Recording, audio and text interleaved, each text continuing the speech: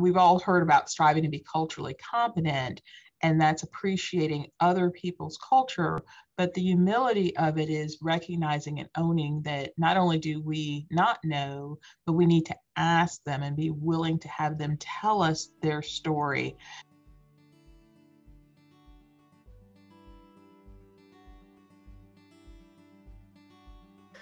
People don't build rape crisis centers in the parts of the world where most sexual violence is taking place. Those agencies tend to be in nice parts of town. They're not in low-income areas. They're certainly not, for example, in correctional institutions or anything like that.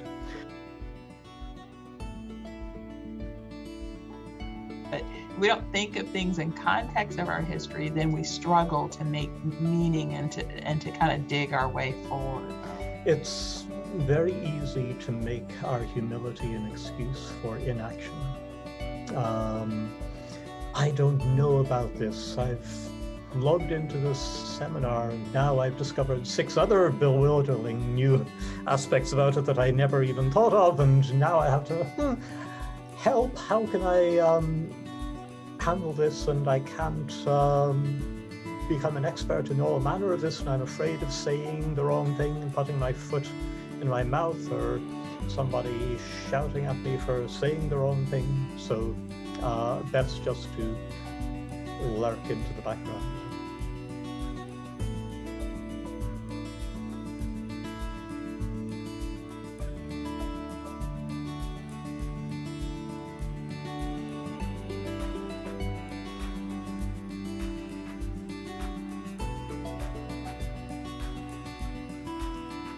Hi everyone, thanks for joining us today as we have really a very, very important conversation around the idea of having humility in the face of cultural, historical, and gender factors related to trauma. We really appreciate you joining us today. My name is Pete Singer. I'm the Executive Director of GRACE. GRACE stands for Godly Response to Abuse in the Christian Environment. And what we do as an organization is we work with faith communities to better recognize, prevent, and respond to all forms of abuse, child abuse, clergy abuse, other forms of abuse of power, spiritual abuse, sexual harassment, to equip churches and faith communities to do a better job of recognizing, preventing, and responding to these. So that is our topic for the day. If you want to find out more about GRACE, please head to our website, www.netgrace.org, or .com. .org, sorry. Anyway, we have a couple of incredible guests joining us today, and we're really honored to have them with us. Viola Vaughan-Eden is a professor and the Ph.D. program director with the Ethelyn R. School of Social Work at Norfolk State University in Southeastern Virginia. She's the president and CEO of Up for Champions, a nonprofit in partnership with the Up Institute, which is a think tank for upstream child abuse solutions. As a clinical and forensic social worker, she serves as a consultant and expert witness in child maltreatment cases, principally sexual abuse. Dr. Vaughan-Eden is President Emerita of the American Professional Society on the Abuse of Children, President Emerita of the National Partnership to End Interpersonal Violence, and past president of the National Organization of Forensic Social Work. She lectures nationally and internationally on child and family welfare to multidisciplinary groups of professionals. Dr. Vaughan-Eden serves on the editorial board of several peer-reviewed journals. She's the recipient of several honors, including the 2020 NOFSW Sol Gothard Lifetime Achievement Award, a 2019 Council of Social Work Education Leadership Scholar, and the 2012 National Association of Social Workers Virginia Chapter Lifetime Achievement Award. Thank you very much for joining us today, Viola. And we're also joined today by Ray Douglas. Ray Douglas is the Russell Colgate Distinguished University Professor of History at Colgate University. In addition to his academic work on the history of conflict-related sexual violence, he is president of the Foundation for the Study of Male Rape and Sexual Assault in Hamilton, New York. He serves as a consultant for universities and colleges seeking to address the problem of sexual offending on campus. Douglas holds degrees from Trinity College, Dublin, the Ohio State University, and Brown University. He's a parishioner at St. Mary's Catholic Church in Hamilton, where he lives with his wife, Elizabeth, and daughter. Thank you both very much for joining us today and for taking time from your busy schedules. We're really honored to have you here today.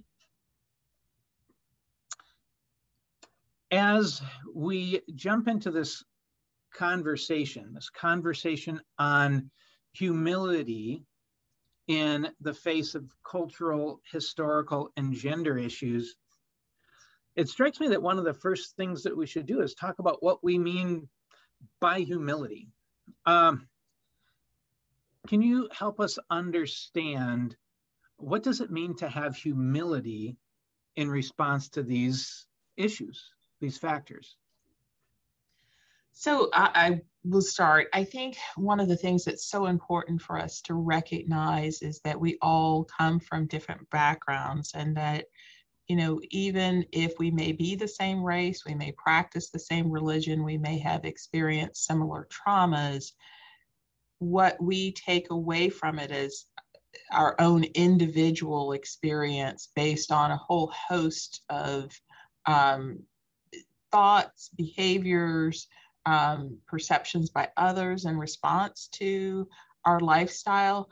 I think one of the things we've all heard about striving to be culturally competent, and that's appreciating other people's culture, but the humility of it is recognizing and owning that not only do we not know, but we need to ask them and be willing to have them tell us their story.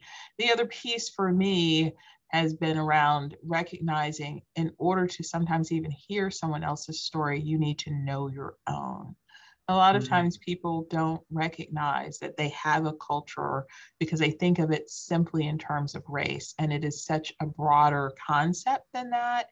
It can be very much the neighborhood you grew up in. It can be very much the church that you go to, the people that you associate with, and, you know, from my own personal experience, the schools that I attended, and I can share later, but just one example is early on, I went to a Montessori school, which was free, peace, and love. And then the next thing you know, I was in an all-Black Catholic school. And from there went to an all-white public school. So the school experiences that I had became part of my culture. So the humility piece is truly being open to letting people tell you their stories and helping them, if they don't know how to tell you, helping them identify what their experiences are. Oh, that's helpful. Yeah, and looking at how even just your school really shapes your culture. Cool. Right. Ray, did you have thoughts on humility? Yeah, I mean, defined, of course, in a million different ways, or potentially so definable, but I think in addition to what's already been said, one could also think of one's own positioning in terms of how one responds to a problem of the nature of sexual violence, sexual assault, or sexual abuse in any of its varieties. It's a very good thing that people are becoming so much more conscious of it, and you definitely want them to be. Unfortunately, it occasionally happens that once people do, especially people in church leadership, they can, as it were, take the bit between their teeth. They have the zeal of the convert. They have, in this particular aspect, got religion, so to speak. And accustomed as they are to exercising leadership in their faith community, it becomes natural to them to think that, well, by George, I'm going to exercise leadership in this one too. And they become instant experts, doing the kind of thing that they have tended to do in terms of framing the conversation, in many respects controlling it, in that way sucking all the oxygen out of the room. Not knowing what one doesn't know is a very good thing and to be encouraged. But also deciding what position one wants to occupy in redressing that lack of knowledge, that learning process, something that it's a good thing to be reflective about as well. Do you have to be the one, if you were in leadership, to take this over as well? Or are there others, perhaps not as prominent in the hierarchy, who might do the job as well or better, even among the congregation? I really like how, as both of you described humility, and Ray, as you talked about, are there others who can do some of this work too, recognizing maybe when there are some things that we don't know. But this really connects with some of the other principles too that we've talked about. We've talked about collaboration, working together. We've talked about empowerment for survivors, and really that humility just pairs so beautifully with both of those principles as you described humility. That's great. When we were having conversations preparing for today, we talked about these historical, cultural, and gender factors.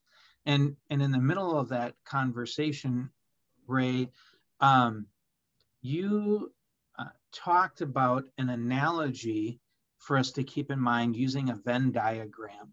And I thought that was really helpful for me to picture the importance of these historical, cultural, and gender factors, but also to keep in mind that there are other factors associated with abuse and trauma as well. Can you share that illustration with us? Sure, and if you've forgotten your middle school mathematics, don't worry. You've probably been exposed to it at some stage of the game, a Venn diagram, these kind of circular blobs in which you have two different sets, possibly of numbers or whatever, and blob 1 represents the first set, blob 2 represents the other, but there's a point where you can overlay the two blobs, and that highlights what numbers or whatever the two sets have in common. It can be a very small amount, in which case there is very little overlap, or it can be a great deal, in which case the two blobs or the two rings are basically on top of each other. When we're talking about the experience of sexual victimization, I think that's not a bad analogy to use for diverse, discrete communities or demographic groups or cohorts, whatever it might be. Because the experience of victimization for anybody who has been through it, there's just a great deal of commonality there, points where the two circles of the Venn diagram really do seem to overlap tremendously. The experience of isolation, of being off, having experienced something that you can't tell anybody about, or if you tried to tell, they wouldn't listen, or you have tried to tell and got a backlash, the experience of running into victim blaming, all the people who want to start questions beginning with, why didn't you? And pro tip, if you're ever dealing with anybody who's experienced any kind of sexual violence or abuse, eliminating sentences beginning with, why didn't you, from your vocabulary is just a wonderful thing to do. Dealing with the experience of shame or guilt, however irrational, no matter who you are, where you come from, just about everybody who's been through it is going to resonate with those kind of experiences. So there's, as I say, a lot of times where the Venn diagrams will overlap each other to a great degree, but there are also the parts where they don't, where your experience will be very different indeed, depending on certainly class, which is a big obstacle to obtaining support. You can map that geographically if you like. People don't build rape crisis centers in the parts of the world where most sexual violence is taking place. Those agencies tend to be in nice parts of town. They're not in low-income areas. They're certainly not, for example, in correctional institutions or anything like that. Obstacles of race, obstacles involved with language accessibility and so on and so forth. And when we talk about sex and gender, big differences there too. If you're a guy, as a case in point, if you're a man, your experience of sexual violence is going to differ in important ways from that of a woman or a girl. As a case in point, you're probably not going to have to go out and buy an early pregnancy test afterwards. If, on the other hand, you're a woman or a girl, you're unlikely, it's not impossible, but it's unlikely that you'll run up against what is sometimes called the victim to offender cycle interpretation, sometimes called the vampire syndrome, which is the belief, not terribly well supported in the literature, but almost everybody believes it, that if you are a male victim in particular, you are much more likely to become, in your turn, a perpetrator. And that, of course, can have really harmful consequences, especially if you yourself believe that you carry the virus, so to speak, within you. And this has led to men avoiding physical contact with their own children or avoiding having children altogether because they're afraid that it's going to break out. So there are all these different ways in which, again, your positionality is going to have a material effect on your experience of sexual violence and how you cope with it afterwards. So trying to keep both of those things in mind simultaneously is really important. Yeah, so there's some significant areas where there is overlap, but then there are specific ways that this is experienced and that these factors impact our experience of the event that has occurred. Viola, do you have any thoughts about just that, the overlap of experience and the uniqueness of experience? Well, I mean, what I love about Ray is he jumps right in there and really hits the ball out the park with the fact that there are so many things that overlap, and the shame that people feel, the isolation, those pieces. But I think it's how people have unique ways of coping, and it may seem similar, but for some, you know, substance use, whether it's substance use with illegal drugs or legal drugs, you know, prescription drugs or alcohol and marijuana and other things, I think that's a big piece of it. We know that people find themselves coping by maybe becoming promiscuous. They find themselves coping by doing other unsafe activities and putting themselves in further harm. So I think that recognizing that the emotions that you can feel rage but not exhibit it, or you can feel betrayed but then try to compensate, means that we have to be very sensitive. And I think church leaders in particular in the faith community has to be very, very sensitive not to judge anyone's actions as far as why they might be doing something, and asking them. And that's that humility part, is recognizing that, we may assume we understand, but until we really ask what's going on and help people figure it out, we don't know. No, absolutely right. And again, riffing back towards the question of humility, I think that we're often slow to recognize that when people use particular coping strategies, even if they're maladaptive, even if they're involving a degree or more than a degree of self-harm, it's very often because they're the only ones that are actually available to them in those circumstances. And you want to be hesitant before putting on your white knight suit and climbing up on your charger and galloping off to rescue them from the consequences of their own actions, especially when you're dealing with adults who are competent to determine the circumstances of their own lives.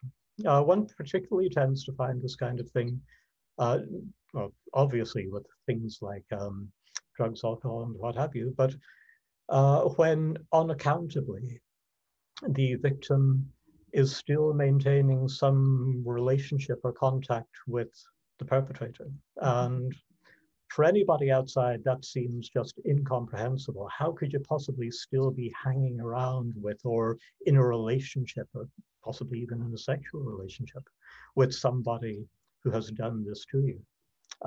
Easy to say from outside, but if you are the victim and this person is the only meaningful relationship that you've got at the moment, or have ever had in your entire life, then giving up the relationship may seem worse than continuing with the abuse.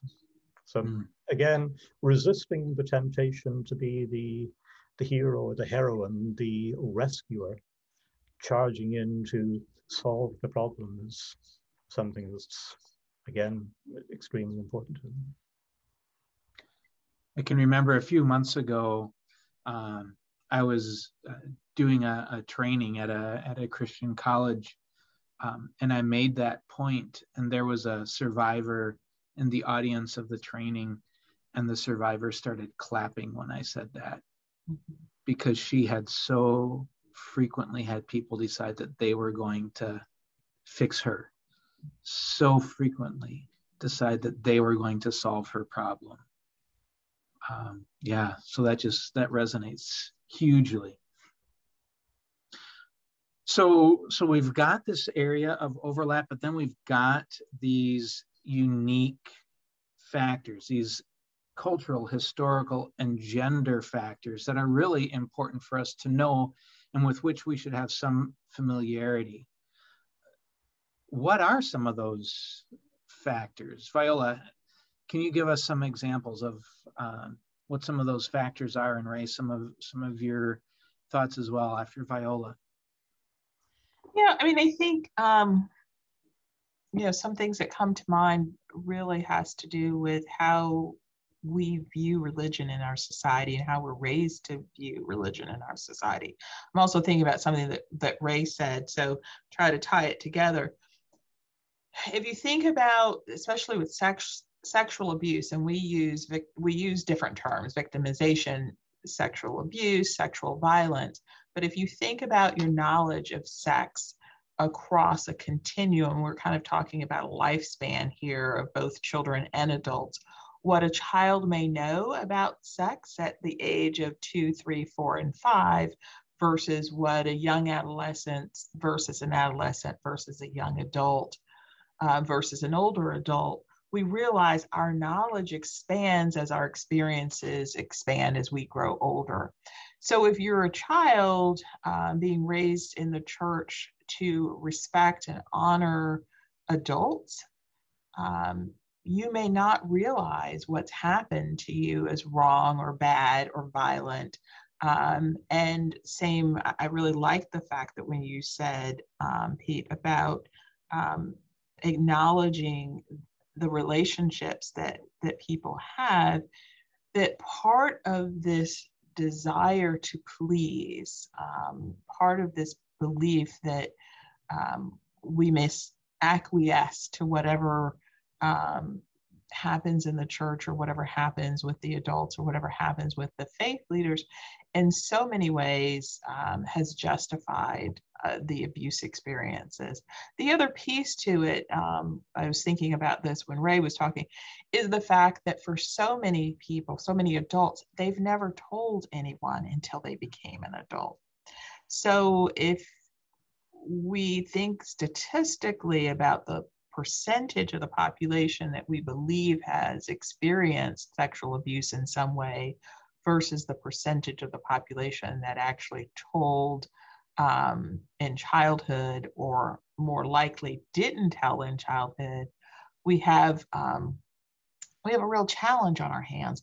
One of the things that's clear, I'll just give an example. As a clinical social worker, as a mental health professional, people are less trusting of psychologists and social workers or the mental health professionals. They're going to turn to their faith community. They're going to turn to their clergy. But if it is the clergy that's either abusing them or the clergy that's dismissing them, many of them are feeling lost and feeling like they have nowhere to go. In the African American community in particular, you definitely don't go to a mental health professional. That is not, the spirituality piece has always been so strong that you pray about it, and whatever happens with that prayer is where you're left. And I think one of the challenges I've often been faced with is that I truly believe that, I do this mental health work and have worked with so many child abuse victims because that has been my spiritual calling. That has been, ministry in and of itself. I believe that doctors, that Spirit can work through doctors to heal us.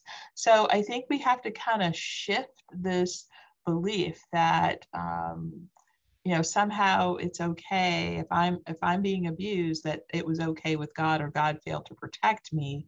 No, there are other avenues, and educating the community about what those avenues are and who those people are that they can reach out to. The other thing, just quickly, and I had shared this when we talked in preparation. One of the questions I'm often asked is, has child sexual abuse or has sexual violence improved?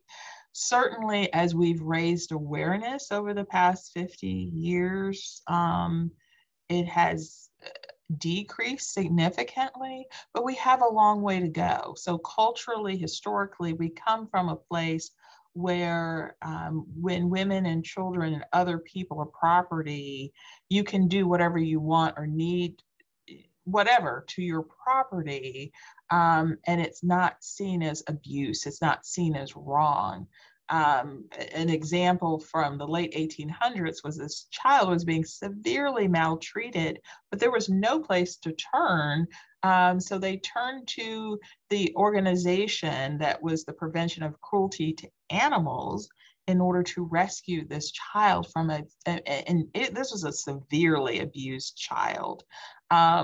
So recognizing from a historical standpoint, abuse is not how we define it today. So we're struggling sometimes to pull ourselves forward through raising awareness about what the meaning, and still, there are many states to this day, it may not be talked about, where it's still legal to rape your wife. It's not considered rape of your wife.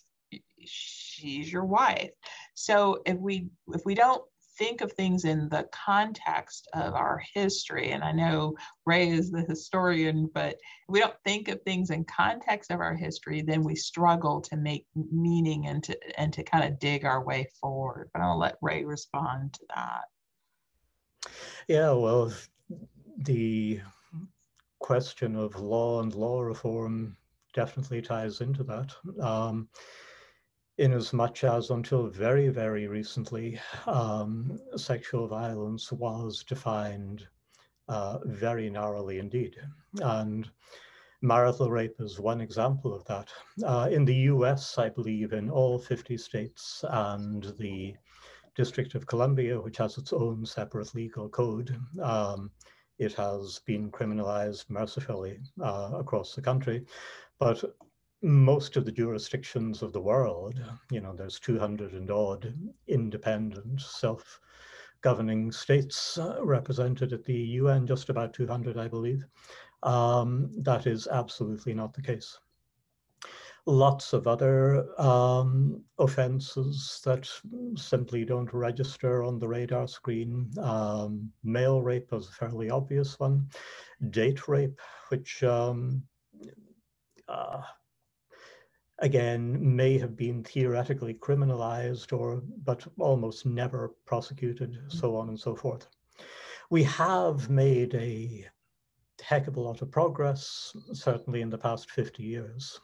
In my mother's time, this was the great unspeakable, and our language in talking about it was immensely harmful in and of itself.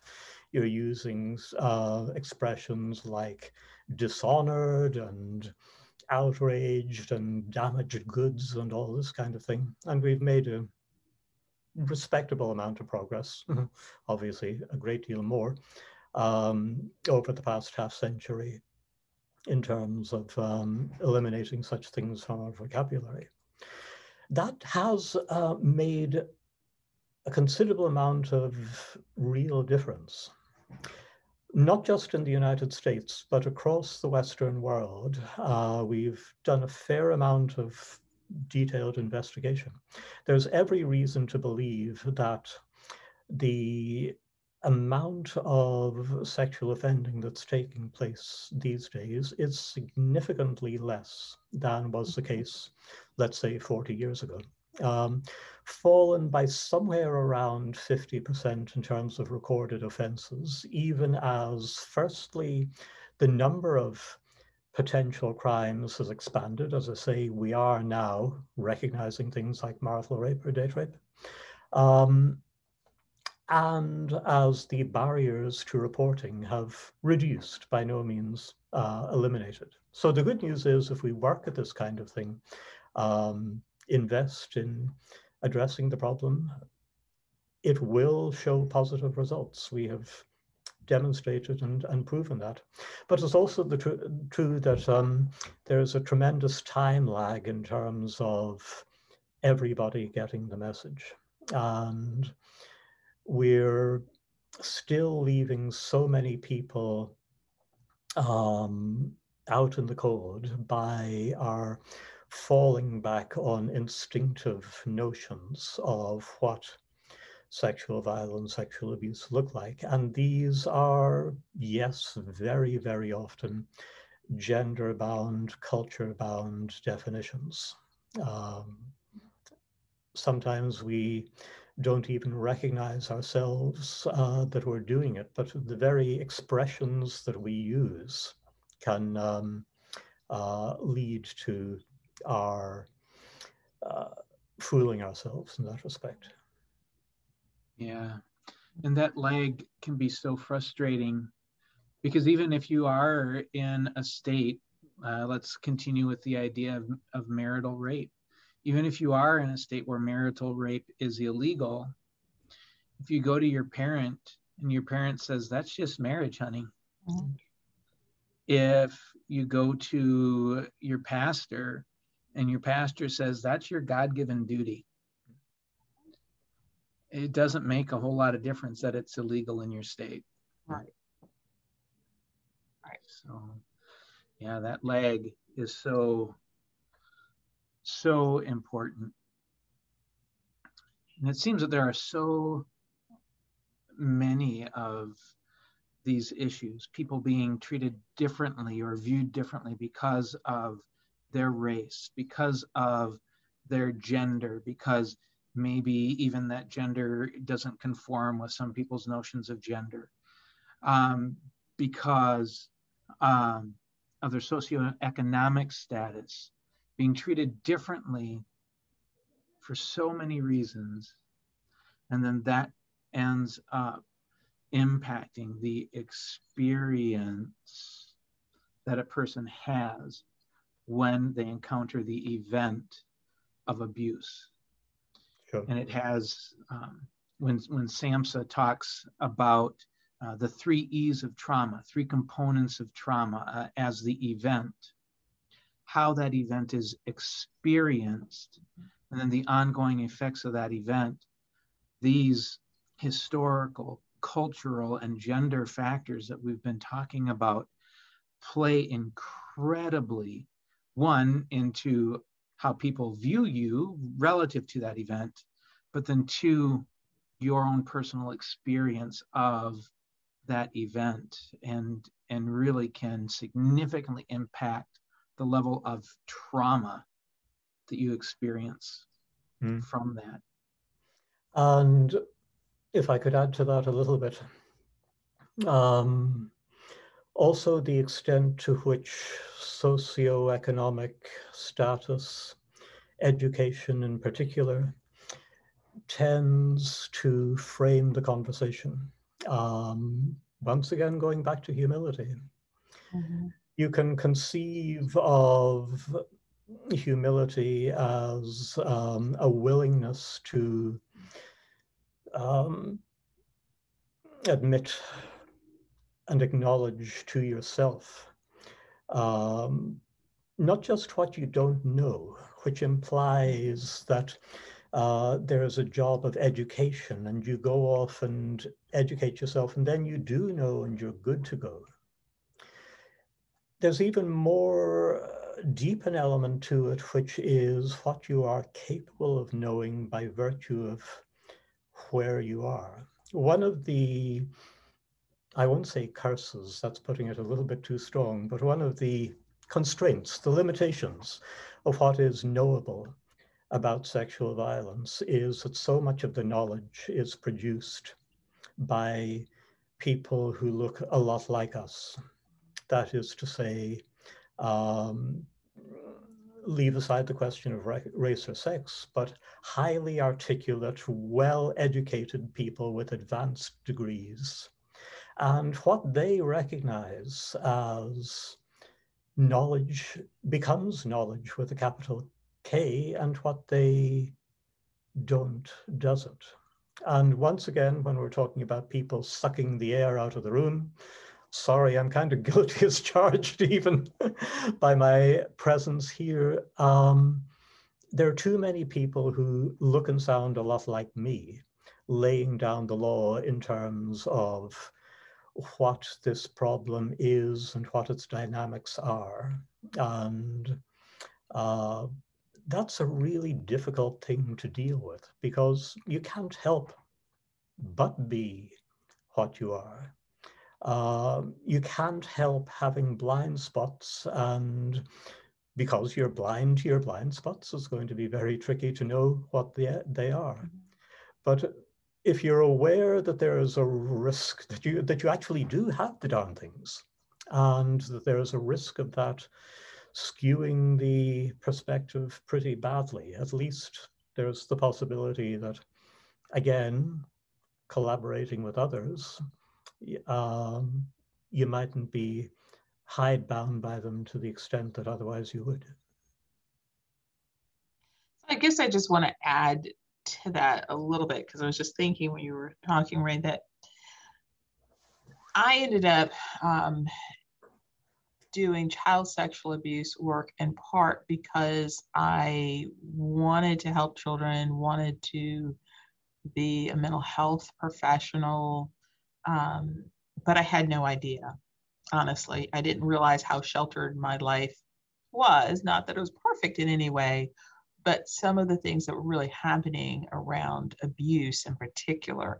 So I think it was my curiosity, my wanting to understand why so many children were hospitalized in psychiatric facilities, that started out with this common denominator of child abuse and neglect, but then this overarching time and time again of child sexual abuse. And you know, not to tell any war stories or horrific stories, but to realize that at some point, I was asking in my community, we started a child advocacy center at the local children's hospital. And I was asking in my community, where do I find out more information? Now, let me give you a context of time. This was the late 80s. So like from 86 on, we started the Child Advocacy Center in 95.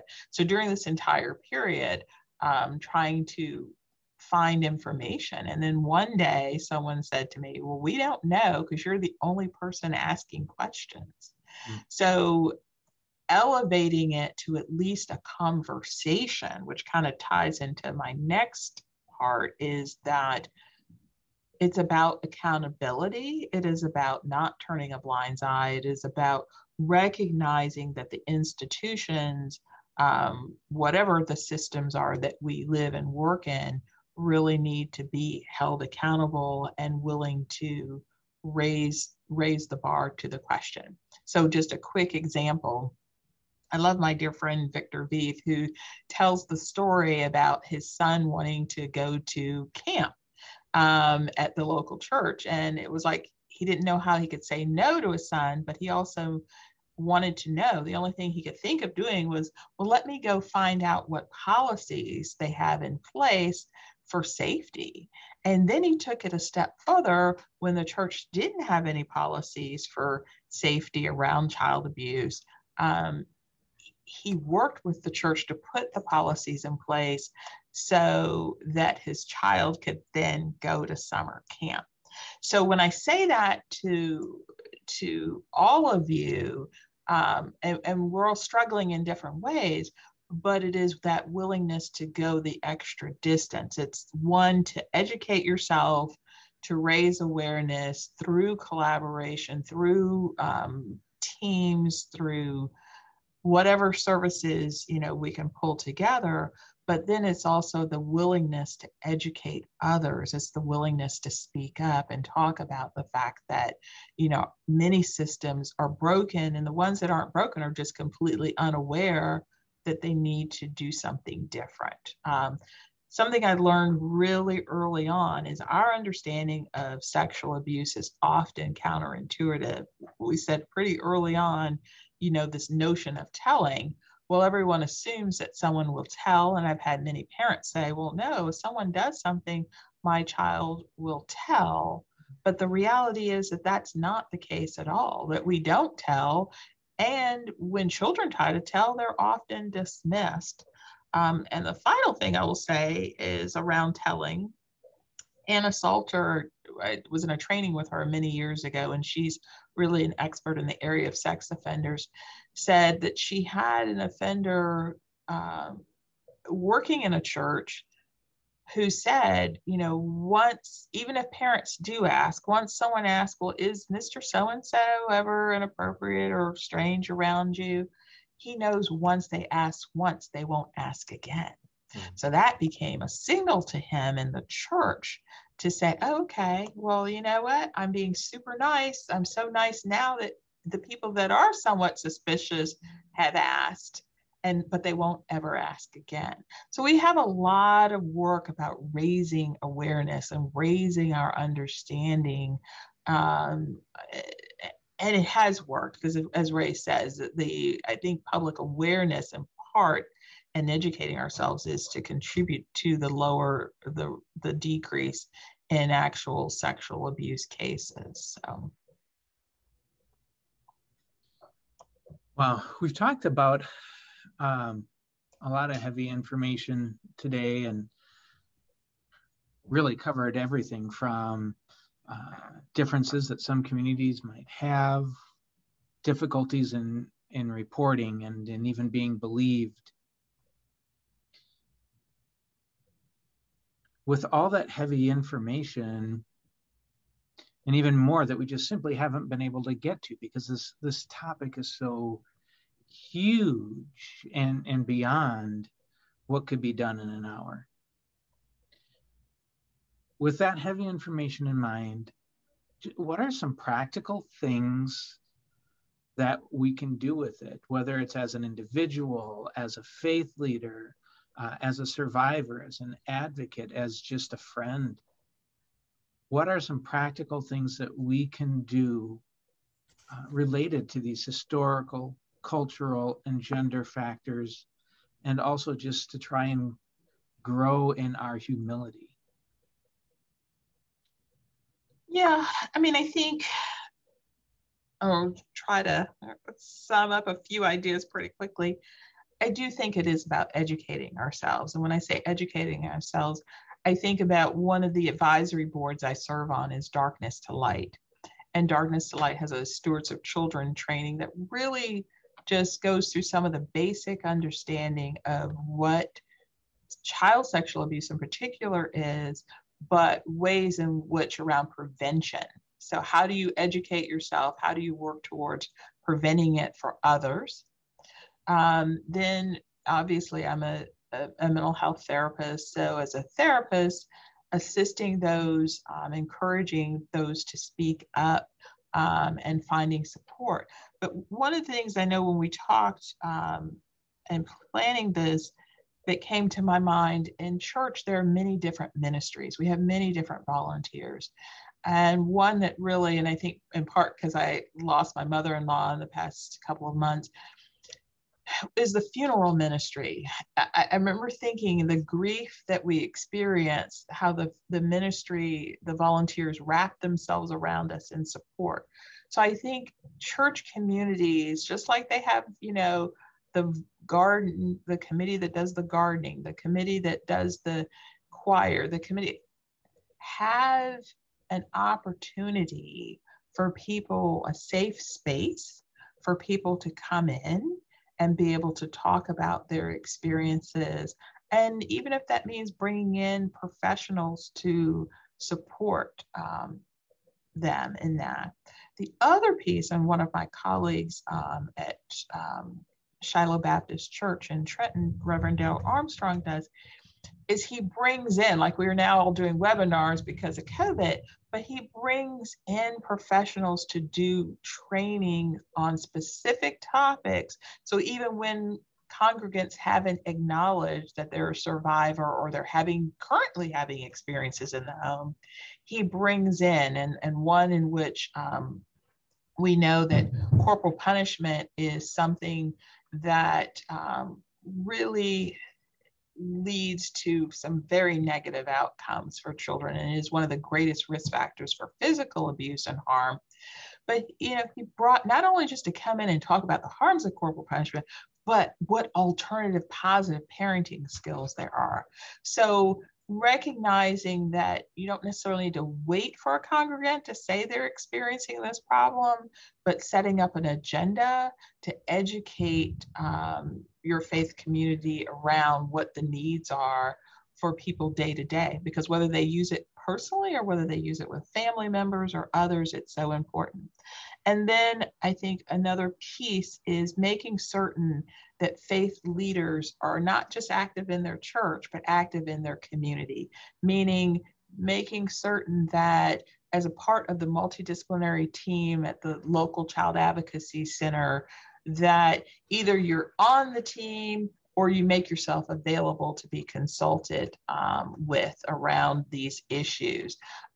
If letting the local child advocacy center or social services know if a child or someone comes forward with allegations of sexual abuse in the context of a religious event or experience, that you're willing and available to consult and help through it. So there are a whole host, and I just kind of rattled off a few, but there are a whole host of alternatives and ways in which to support people around that. And those are just a quick handful. So yeah, I loved your analogy of your discussion of the funeral ministry. I know for me, I've had stage 4 cancer.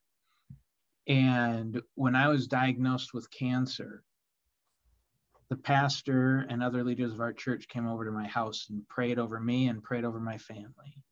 And they said, can we pray for you in church next Sunday? And so they prayed over me, they prayed over my family for about 15 minutes the next Sunday. And then after that, the pastor said, you know what, we're going to just get rid of the sermon today, and we're going to take the entire service to pray over you and your family. And after that, one of our friends from church came up to us and said, I know this is going to sound weird, but can I do your laundry? And for the next year, every Saturday, we put our dirty clothes out on the porch, and every Sunday they were returned folded, and I am assuming clean.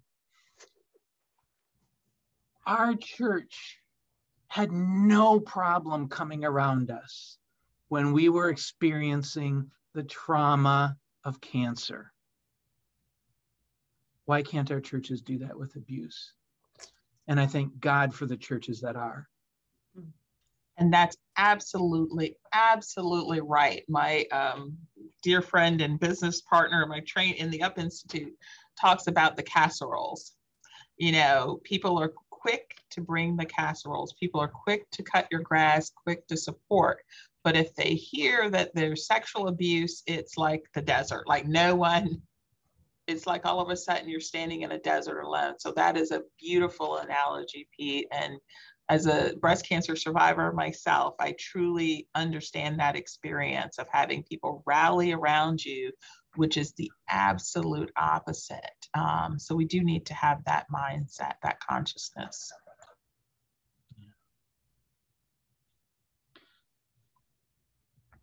We've got about 10 minutes left. We don't have any questions to follow up on, but just in that last 10 minutes, can each of you give us a sense, where do you find hope in this work? What is there anything that you look to that gives you hope, that encourages you, that keeps you in this fight? Where's your hope? Well, we're all here. And that is something that for most of my adult lifetime simply never happened, didn't exist. And circling back to the question of humility with which we started, it's very easy to make our humility an excuse for inaction.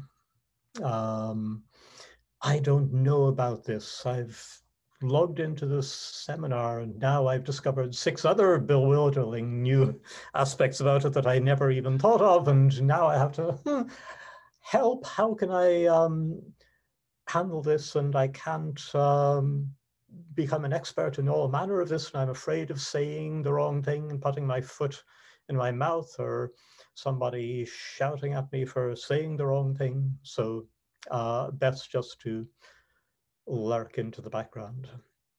That, I think, was the default response of very well-meaning, very loving, very Christian, very godly people throughout my life. And for too many, it still is, but not for everybody. We are here, we are swinging away at this problem. We're making progress, however incremental.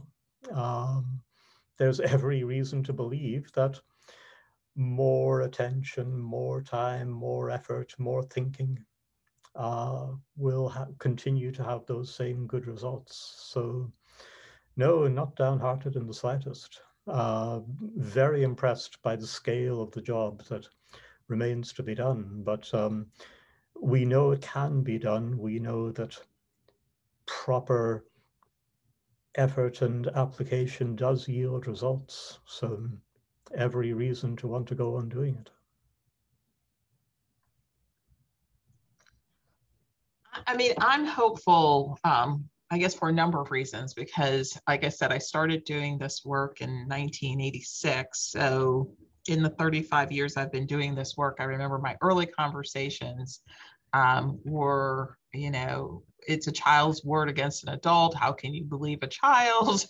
To now people wanting to be educated, wanting to understand how to communicate with children, how to support children, and the level of research. That there was really very limited research, and the research that existed really was very victim blaming kind of research, or just really off the wall, children enjoy sex the same way adults do, or mothers are to blame for not being more sexually active with their husbands.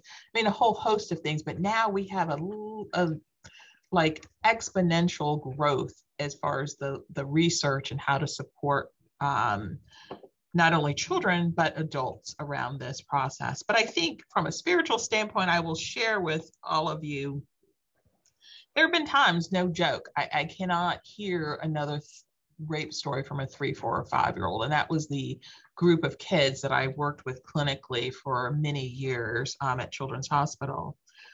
But one of the things that I realized over time, what would happen is when I get down, my phone would ring and I would have this young lady on the other end of the phone say, I just need you to know I became a social worker because of you. I just needed you to know that you saved me, or you helped me help someone else. And I would always laugh because I knew at that moment that was nothing but God saying, okay, you can't give up. You are doing good work.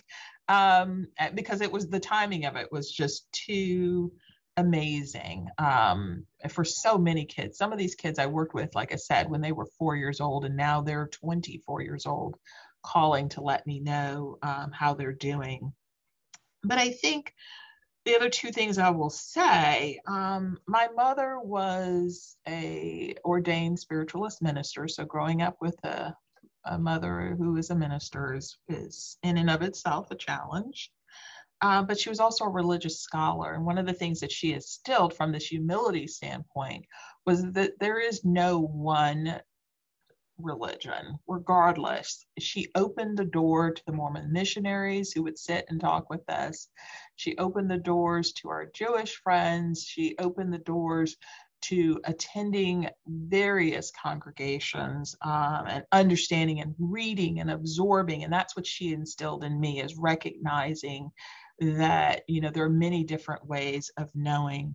And I take that to a book that I read many years ago called The Cathedral Within. And The Cathedral Within talks about showing up every day, because many of the great cathedrals in the world took hundreds of years to build. And it took the glass maker, it took the bricklayer, it took the person bringing the food and the water to the workers, it took, the carpet makers, it took the candle, it took so many different types of people showing up, and they showed up every day, even though they knew this project would not be finished in their lifetime. Wow.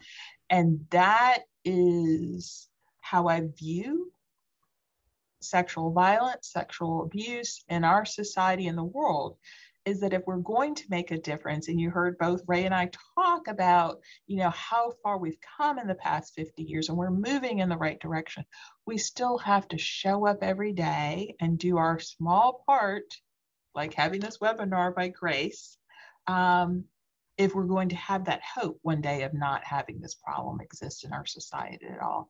So that willingness for so many of us, and I say us, I mean everyone on this webinar, as well as so many professionals and around the world, willing to show up, doing a small part, knowing that if it is to ever end, they have to do it, even if it doesn't end in their lifetime. So that gives me hope too. Thank you both so much. That's so powerful. Just hearing where you both draw hope. Sometimes this work can be heavy, but you've helped us end with a focus on hope. And this cathedral will be built. So thank you again, both, very much. And thank you to those of us who joined us live today, and those of us who may view this later. We really appreciate your involvement, your checking us out, and all that you are doing in this area. Together, we will make a difference. This was the last of our 6-part series on applying the 6 principles of trauma-informed practice within our faith communities. In August, towards the end of the month, we'll be starting a new series where we look at the specifics and unique characteristics of different types of abuse. We'll look at things such as physical abuse, emotional abuse, sexual abuse, clergy abuse, abuse involving both children and adults, looking to go across that spectrum. In August, we will start by looking at child sexual abuse. It would be great if you could join us. We look forward to seeing you then. Again, thank you very much. And if you want to find out more about Grace, please check us out at netgrace.org. Thank you very much. Bye.